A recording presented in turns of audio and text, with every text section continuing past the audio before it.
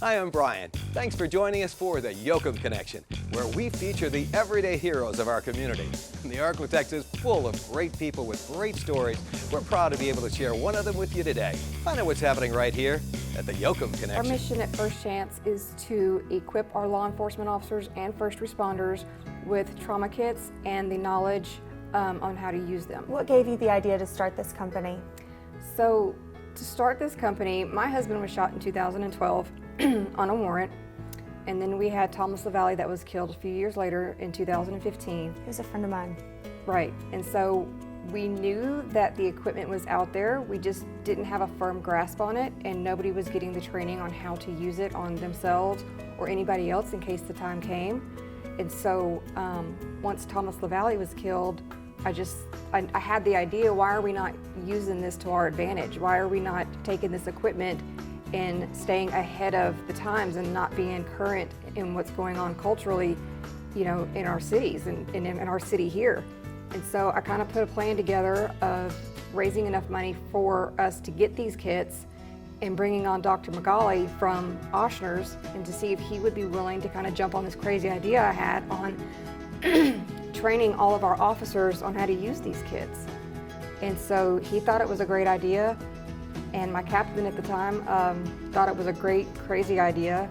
And so somehow or another we got everybody on board between us, the police department, and Dr. Magali, and we were able to get everybody at SPD and some other surrounding agencies in the initial phase of this, everybody trained and outfitted with these trauma kits. How difficult is it to use one of the trauma kits? We chose this specific trauma kit because it's really simple when it comes to your gross motor skills. Once your adrenaline starts pumping and you go back into not high functioning skills. So the trauma kits are just repeated use. What has been the opinion of the police officers that have been to your training? So far they love it. They all feel like it's been needed. It's been a class that should have been started a long time ago, and it hasn't.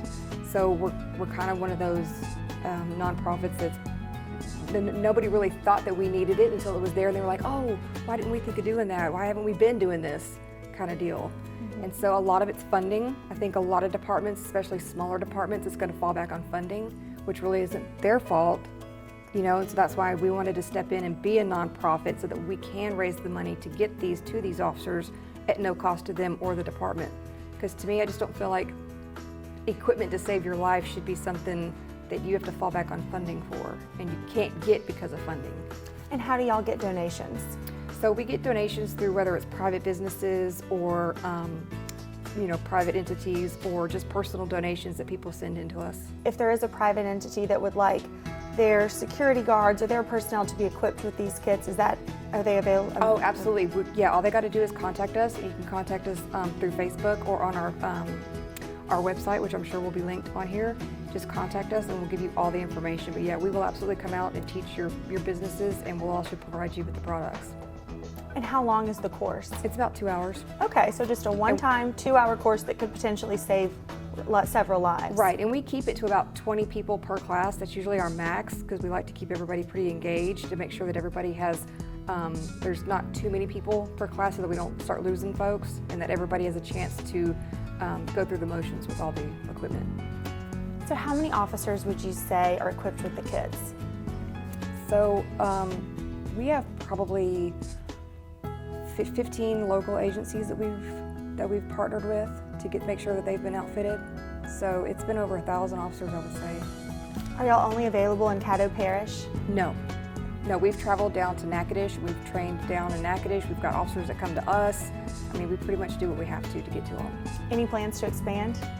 We want to make sure that we're fully saturated up here in Northwest Louisiana, where our home is, and then we will, we plan to branch out the bigger we get, and we hope to branch out the bigger we get, because we like to make sure that our home state is taken care of first. So what's in a kit? So in our kits is going to be a package of QuikClot combat gauze. Now their combat gauze is going to be in a black package, and it's going to be airtight, but this one is just one of our little trainers that we have.